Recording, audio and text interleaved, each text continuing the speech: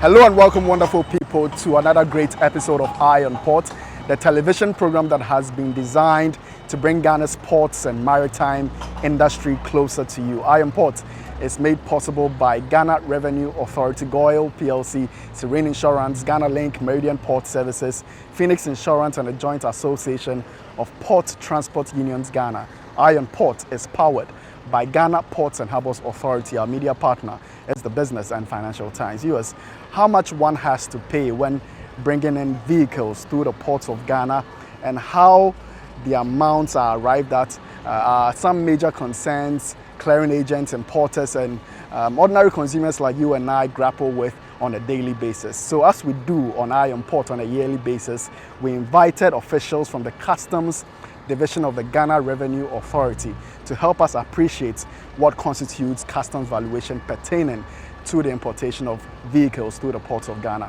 Here is an excerpt of our conversation with them. Take a listen. Most of the time, you find importers and clearing agents or freight forwarders agitated in the sense that they think that you don't rely on the value that they paid, the amount that they paid for the vehicle to calculate their duties. Is this really the situation? Okay. So this is in relation to the used, used vehicles. Yes. Okay. So these are vehicles that they buy mostly through auction abroad. Yes. So let's say someone goes in an auction and gets a vehicle for, let's say, $5,000 US. Yes. A particular vehicle. And another person also goes in for, let me use the word, identical vehicle. And is able to get it at an auction price of, let's say, $3,000 US. Yes. If these two cars arrive in the country, how do we assess it? Are you going to assess per the 5,000, 3,000? There will be no fairness here because it will come back to the same issue. That's why is it that this person, we are bringing in the same vehicle, this person is getting a lower duty, and I'm getting a higher duty. So to ensure fairness, the Act says if the vehicle is used, let us determine the home delivery value, the first purchase price. Right. So that will be our basis for determining the value of the vehicle. So when we have arrived at the home delivery value, then depending on the year of manufacture or the age of the vehicle, we depreciate according to the schedule outlined in the Customs Act 891. So we do not accept these auction prices because there will be no fairness. Right. So you cannot. So then, what about those who bring in the vehicles as gifts? Right. They go out there and someone gives them the vehicle. Yeah. So how do we value them? Because every vehicle has to be valued. Duties will have to be paid. Yeah. So we'll have to find a way to assess these vehicles, which is standardized for all. So that's the reason why we don't just get these auction values, or anyone will just come in and say, okay, I got mine for 3,000, I got mine for 2,000, I got mine for 5,000, and there'll be total chaos. So we have standardized the way we assess these vehicles so that there will be fairness in the system. There are those who believe that you treat a car engine the same as a full car. Is that the case? Come again? There are those who believe that you treat a car engine. For instance, I buy a car engine for my vehicle, and I bring it in a container. And then they say you treat it like you calculate the duty for that engine just like that of a car. No, that's not right. That's not right. Okay. Okay. Engines, they are engines. Yes. Unless you are bringing in a chassis, a chassis frame. Right. Okay, if you are bringing a chassis frame, and probably can you describe what's the chassis frame? The chassis frame, the metal, the frame on which the vehicle sits. Yes, it's built. So that's one we would value it as a vehicle because it has a chassis number. Okay. And who knows, you may have brought in the monocoque already. Right. You may have brought in the tires somewhere, so you are just coming to assemble. So once there's a chassis frame, a chassis number, we'll value it as a normal vehicle. I see. But for an engine, no. This engine will be valued as an engine. Okay. All right. So, Mr. Ejakwa Mensah, tell us what are some of the key information or documentation that an importer must or clearing agent must provide before customs can determine the value of the particular vehicle. You mentioned the bill of lading. That's the primary document. I mean, everybody knows that. Yes. But what are some of please. the what is So the importer would have to provide us supporting documents, or I would say attached documents. Yes. So for new vehicles, like I said earlier, we would require the invoice, the commercial invoice, and then we'll require the bill of lading. Right. But for used vehicles, we only require the bill of lading, which is a proof of ownership. But there are certain instances where we would request for the title or the certificate of title for the said vehicle. But the information they will need to provide customs with, the primary one is the chassis number or the frame number. Like my colleague said earlier, no two vehicles are the same.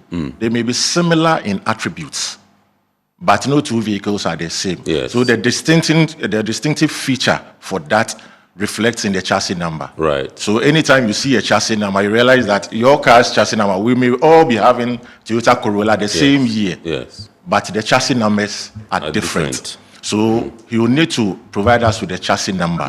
Then he will need to provide us with the make. Having given us the chassis number, you need to tell us the make of the vehicle. Yes. Is it a Toyota? Is Yaris, it a Mercedes? Okay. Is it a Chrysler? Okay. Is it a Ford? Is it a Changan? To mention a few. After that, you will give us the model. So if it is a Toyota, which is the make, then is it a Corolla? Is it a Camry? Is it a Yaris? Is it a Vet? Is it a Voxy? Absolutely. Those are the models. Don't be mentioning Vox. That's for Vox. But that's what is now coming into the country so much. So these are the models that we require. Then you need to furnish us with the engine capacity. Right. Is it a 1.0 engine capacity? 1.5, Is it a 1.5? Is it a 1.2? Because in assessing the rate of duty or the tariff codes, these are the parameters we would require to determine if a vehicle would attract a 0%, a 5, 10, or 20% import duty. So after the engine capacity, depending on some of the vehicles, you need to provide us with the seating capacity. Right. So if it's a saloon car, is it 5 or 2? Is it 7? You need to determine all that. Then after that, you need to indicate the utility or what we call the body type. Because we have a document. Whether it's sedan, it is saloon. Precisely. We have a document we use in determining the tariff code, which is we call the HS. The Harmonized Commodity Coding and Description System. Right. Description and Coding System, sorry. It spells out the utility for vehicles. Absolutely. So we have the heads or the arch heads. We will have the passenger cars. We'll have the vans and buses. And then we have the special purpose vehicles. So all these would determine the rate of duty you would have to pay. So these are the basic informations they will need to give us on the said vehicle for us to process their vehicle. Again, is it true that the capacity, the engine capacity of vehicle, is what's used to determine the duty? That the higher the capacity, the higher the duty one pays. For instance, you bring a Ford Raptor F-150 5.7, the capacity, 5.7 liters. That means that what the perception is that you have to pay a lot more yes, please. than what you are bringing in a 1.0, 1.2, or 1.4 liter vehicle. Yes, sir. So all things being equal, the engine capacity plays a role in determining the rate of duty you would have to pay. For certain classes of vehicles. So for the passenger vehicles, which fall under Chapter 87 or Heading 8703. If it is a passenger vehicle, the saloon cars, the station wagons, the estates and all that, the engine capacity plays a major role in that. But there are instances where the fuel type would also come in place. Imagine if your vehicle is, let's say, a diesel engine, and it's more than the engine capacity is up to 1.5 or 1,500, yes, the duty rate will be 5%. Right. But if it is a petrol and it exceeds 1.0, but up to 1.5, it will be 10%. Right. So there's the dynamics there regarding the engine capacity and the fuel type. So that is it. And there are, like I said earlier, the body types. Yes. So all trucks, which fall under heading 8704, all trucks and vans, all things being equal, are all 5% rated. Right. Because they are meant to be used for commercial activity, for the carriage of goods. Okay. So all trucks will attract that. And then when you come to the heading 8705, which are the special purpose vehicles, no matter the capacity of the engine, the import duty rate is always 5%. Right. So it's not a one-off thing that depending on the engine capacity, you are going to pay more. No. Right. But there are a lot of dynamics that come into play. Right. Mr. Dumeno. So viewers, what you just watched is only an excerpt of the full conversation with more information, which I entreat you to have a time to visit YouTube to check it out so you can learn more about customs valuation pertaining to the importation of vehicles through the ports of Ghana. It is now time to hear some comments, questions that you shared with us during the course of the live show. After we'll go on break and then return with more news. Stay tuned. Anita York from Sunyani says, is there an official website or platform where prospective importers can estimate duties before shipping a vehicle to Ghana? So he can go to www.external.unipassghana.com. Okay. He'll be able to do that, but he should know, and viewers should know that these values are just estimations. Absolutely. They are not the actual and final. Yeah. So the actual and final will be when the Customs Division assesses those duties and taxes through a declaration, and it goes to the bank to pay. Awesome. Thank you. Ibrahim Ayuba from Tamale says, how can someone buying a used imported vehicle verify that all customs duties were properly paid? When you pick the chassis number of that particular vehicle, you go there, select the used vehicle calculator, check the VIN, enter the VIN there, and if it's been cleared properly through customs, it will pop up. But there again, you have to go the extra mile, visit any customs office with the vehicle to ensure to be sure that the chassis number is the correct one. It's not been tampered with. Absolutely. Because most of the time these chassis numbers are tampered and tampered with, and you might get it wrong.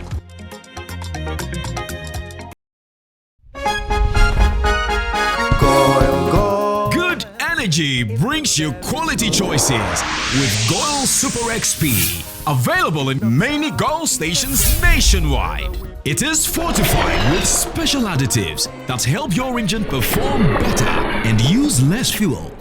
Branch into a Goil station today and energize your ride with Goil Super XP, compatible with most vehicles. Goil Super XP will feel ya, huh? Will be feel. Goil, good energy. Yeah, yeah. Electricity, then pay your taxes. Our taxes, our future. Because you see, without our taxes, we wouldn't have good roads, good schools, better hospitals, street lights, and other very important social amenities. When we pay our taxes, we give our children free and quality education. Talga, my money too small. Why should I pay my tax? Look, small. Salifo, it doesn't matter how small or big your business or income is, you still have to pay your taxes. The little taxes from each and every one of us, when put together, could give your community clean water or that deprived school with tables and chairs. Please pay your taxes. It is your responsibility. It is your civic duty. It is the law. Every day we step out hit purpose to work, to build, to provide, to dream. But sometimes life takes an unexpected turn. An accident, a fire outbreak, a medical emergency. Moments we never planned for. And when they happen, the right support changes everything. Hi, I'm Serena, and at Serena Insurance, We stand with you through every challenge and every victory. Protected your family, your business, your job, your future, and you. Our services include motor, fire, marine, engineering, aviation, and bonds and guarantees are tailored to suit your needs. Because insurance is not just about policies, it's about peace of mind, confidence, and knowing that no matter what happens, you are covered. Visit our website to view our insurance policies right now. Serene Insurance, the new face of insurance.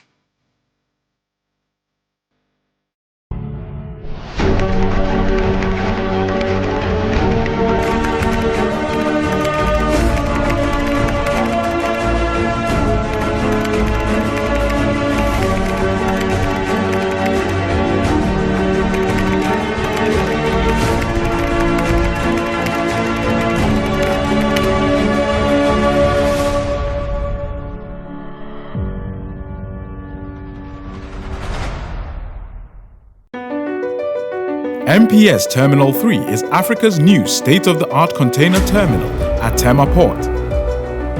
For manufacturers, agro-processors and traders, the new port means business can be done faster. This infrastructure boost will improve Ghana's port handling capacity, connect more trading routes, and oil the engine of growth for the economy, creating greater opportunities across all sectors as Africa's markets merge and become the largest trading bloc globally. MPS, we connect, you thrive.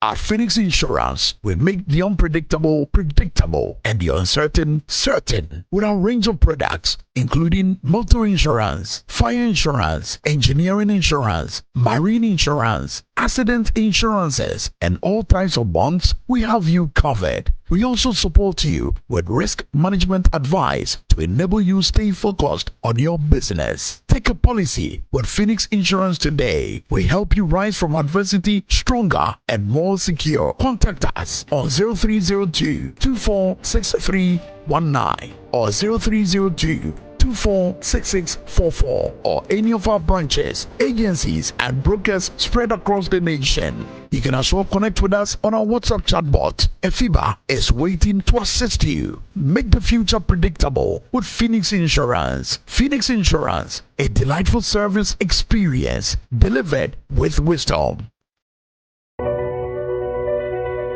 Across the corridor and every major yard, CHAPT is the choice of over 11,000 professional drivers. Visit our kiosk to register. Join a community built on safety, savings, and success.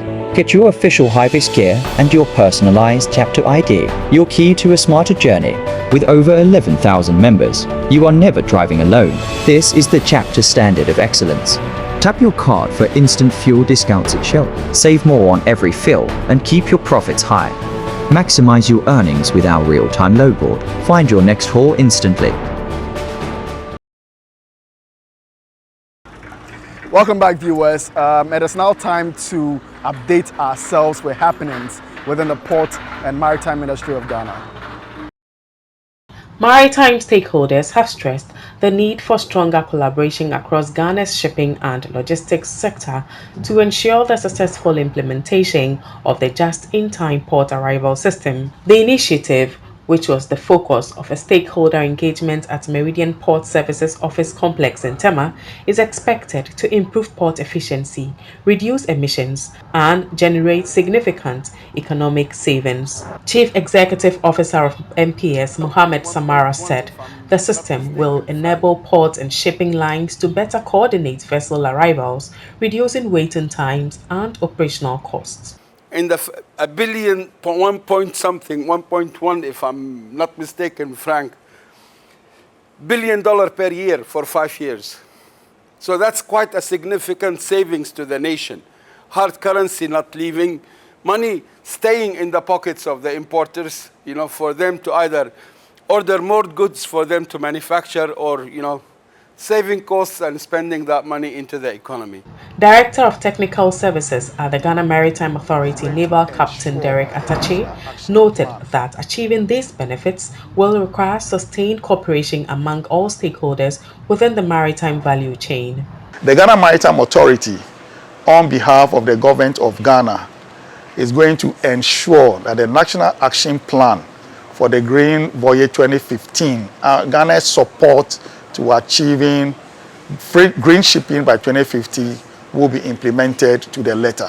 Harbour Master of the Port of Tema, Captain Bramwell Terrier, said the initiative will help reduce fuel consumption, emissions, operational costs, and vessel turnaround times while improving efficiency across port operations. It will save the marine setup because it is well planned. Pilot is aware, talk session, they are all aware. Marine operations team, they are all aware. Terminal is also aware. So that is the concept of the just-in-time. It also saves the turnaround time of the vessel or the shipping lines.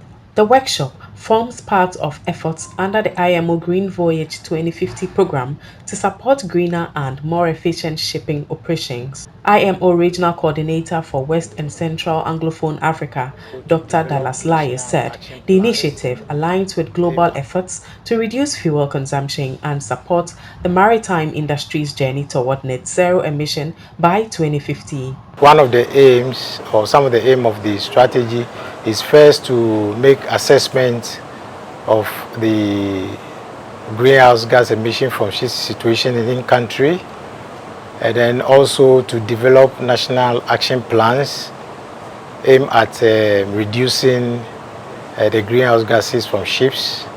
One aspect of it is also to organize capacity building activity, which this current workshop is one.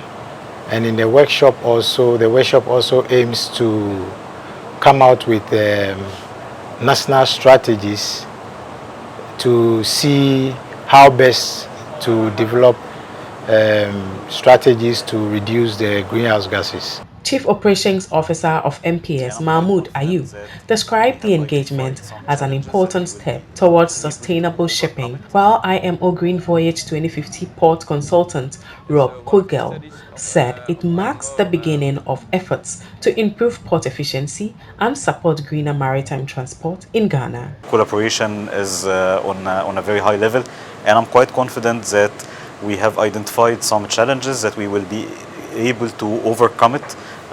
Because Ghana deserves, I would say, a much better place when it comes to the maritime industry, the sustainability roadmap. This workshop is really setting the scene to find all the local situation of this port, to find the opportunities where we can optimize and what we have to think on if we want to optimize. I would say this workshop was a great success. And we will be happy to be back in August, so in 2 months, to continue working on it and to really do the improvements and work on a standardized way to go any further on that. Security agencies operating within the Port of Tema have participated in the second quarter International Ship and Port Facility Security Code Drill to assess the port's security preparedness and emergency response capabilities. The exercise brought together stakeholders including representatives of the Ghana Ports and Harbours Authority, Meridian Port Services, the Ghana Maritime Authority, the Ghana Police Service, Narcotics Control Commission, and the Ghana Immigration Service. Simulated security scenarios were staged to test surveillance systems, communication channels, interagency coordination, and the vigilance of both security personnel and port users. Tema Port Security Manager Colonel Daniel Atobrabonda said the drill was designed to identify security gaps and strengthen the port's overall security architecture. He also urged port users and staff to remain vigilant and promptly report suspicious activities, stressing that security is a shared responsibility. The main objective of this drill was to identify the security level 1 security standards we have in the port and to test some of the security gaps we have identified. So scenarios were painted which are likely to be security events to unfold in the port, and we tested the response of our security setup in the port. So we urge all port users and all staff who are not security personnel to be vigilant with the things that are around them. The harbour master at the port of Tema, Captain Bramwell Teria, who is the port facility security officer, described the exercise as successful, noting that it has helped assess emergency response systems and stakeholder coordination across both landside and seaside operations. We created a scenario in such a way that it will cover VACO and then shipside area. That's what we did today. It was successful, but we identified some gaps. We are working on it. The quarterly drill forms part of efforts by port stakeholders to maintain international security standards and ensure the safety of Ghana's premier seaports.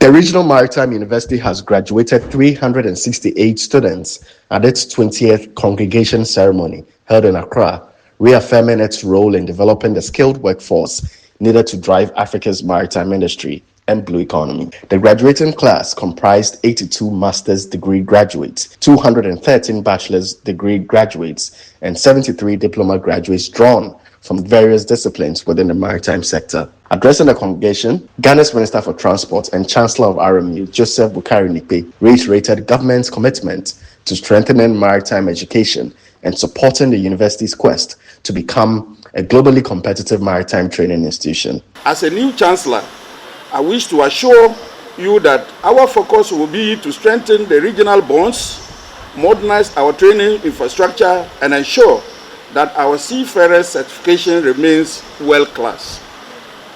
All with the support of government under the able leadership of Excellency President John Dramani Mahama. He emphasized the importance of developing competent maritime professionals capable of responding to the evolving demands of the global shipping and logistics industry. The acting Vice Chancellor of RMU, Dr. Jethro Brooks Jr., congratulated the graduates and urged them to uphold the values of the university while contributing meaningfully to the growth of the maritime sector and the blue economy. To you, our graduates, I wish to congratulate all graduates on the successful completion of their various programs. Having passed out, you should make the best use of the knowledge you have acquired from this university for the betterment of yourselves and the communities in which you find yourselves. It is incumbent upon you to build a credible image for yourself, your parents, your alma mater, and your nation through hard and honest work. The ceremony also recognized outstanding students and staff for their academic excellence, dedication, and service to the university. Let's now turn our attention overseas to hear what is happening there too.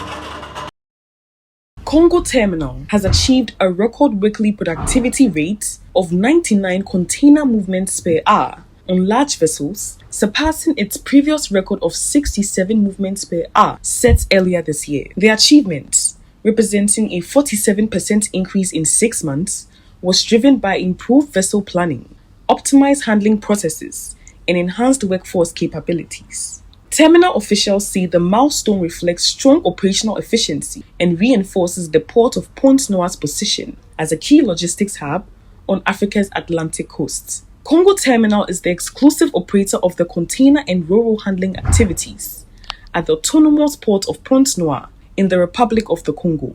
As a subsidiary of AGL Africa Global Logistics, it plays a critical role as a major transshipment hub for the Congo Basin in Central Africa. Danish shipping giant Maersk has significantly upgraded its 2026 profits forecast, citing sustained increases in freight rates and strong demand in the global container shipping markets. The company now expects earnings before interest and taxes of between $2 billion and $4 billion, a sharp turnaround from its earlier projection of a potential $1.5 billion loss. Maersk also raised its container volume growth forecasts to about 4% for the year, driven largely by strong demand from the Far East and continued disruptions to shipping capacity caused by the Red Sea crisis. Industry analysts say higher freight rates, longer voyage routes, and increased cargo movements ahead of anticipated US tariffs are contributing to the improved outlook for the container shipping sector. It is now time to have a look at our word or phrase of the day that introduces you to words, phrases, jargons, and terminologies that we often use in this industry so you can get familiar with them. Maritime choke point. A maritime choke point is a narrow waterway, such as a strait or canal, that serves as a critical passage for international shipping. Because large volumes of global trade pass through these routes, any disruption can have significant impact on supply chains, freight costs, and global commerce.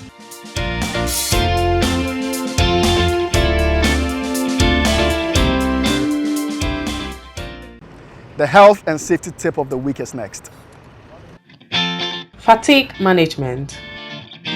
Fatigue is a state of physical and mental exhaustion that reduces a person's ability to work safely and effectively. In the maritime and port environment, fatigue can impair concentration, decision-making, reaction time, and situational awareness, increasing the risk of accidents and injuries.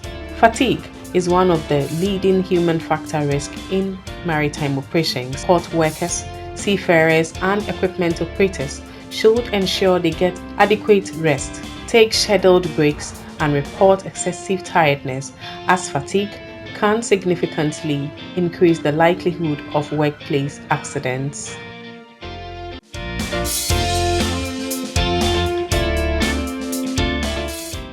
Let us now take a look at the schedule of vessels that have brought in your goods, like the vehicles behind me, those at anchorage, those expected in the coming weeks, plus the Bank of Ghana exchange rates, which you may need to know to clear your cargo with.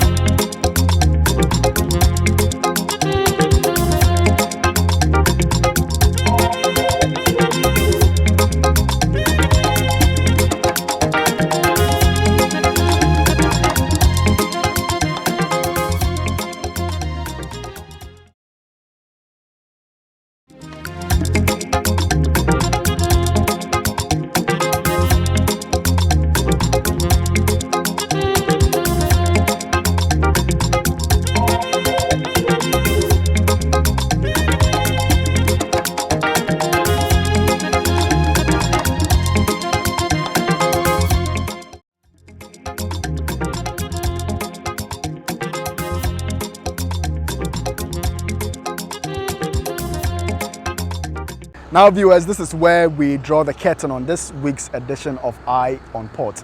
And we hope, as usual, you've been informed and educated. Remember, all Eye on Port content can be found on our YouTube channel, Eye on Port. Subscribe, like, and then share our videos. Thank you for watching.